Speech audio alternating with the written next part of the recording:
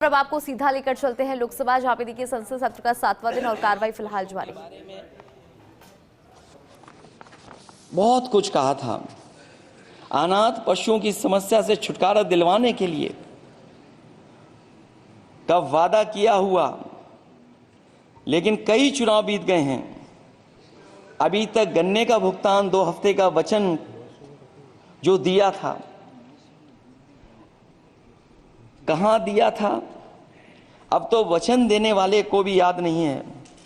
हर बात को जुमला बना देने वाले लोगों के ऊपर से जनता का भरोसा उठ गया है। इसीलिए बहुमत की सरकार नहीं है, ये सहयोग से चलने वाली सरकार है। डबल इंजन के नाम पर उत्तर प्रदेश को टकराहट के सिवा कुछ हासिल नहीं हुआ है।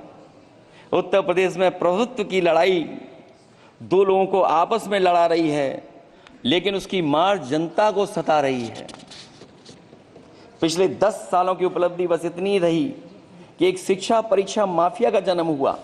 अध्यक्ष महोदय, जिस समय चुनाव में थे और उत्तर प्रदेश में वो हालात देखे हैं कि नौजवान जब भी तैयारी कर करके जाता था और परीक्षा दे करके लौटता था तो उसको पता लगता था कि पेपर लीक हो गया।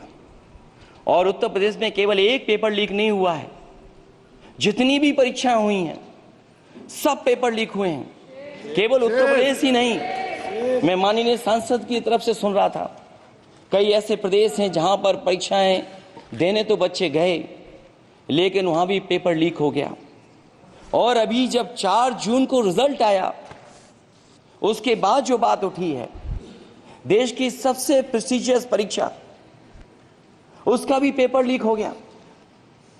और आखिरकार ये पेपर लीक हो क्यों रहा है? सच्चाई तो ये है कि ये सरकार पेपर लीक इसलिए करा रही है कि सरकार नौकरी नहीं देना चाहती, रोजगार नहीं देना चाहती, उन नौजवानों का भविष्य नहीं बनने देना चाहती। पिछले 10 सालों की उपलब्धि बस इतनी रही है कि एक शिक्षा परीक्षा माफिया का जन्म हुआ है, जिसने तथाकथित अमृत काल में युवाओं के भविष्य की आशाओं को ही जहर दे दिया है। जो सरकार उम्मीद को मार दे, वह न तो वर्तमान को सुधार सकती है, न भविष्य को संवार सकती है। सरकार आशा का प्रतीक होनी चाहिए, निराशा का नहीं। जनता चाहती कि हर समस्या के लिए बीते कल को जिम्मेदार ठहराने के बहाने को सरकार छोड़े और आने वाले कल की बात करे।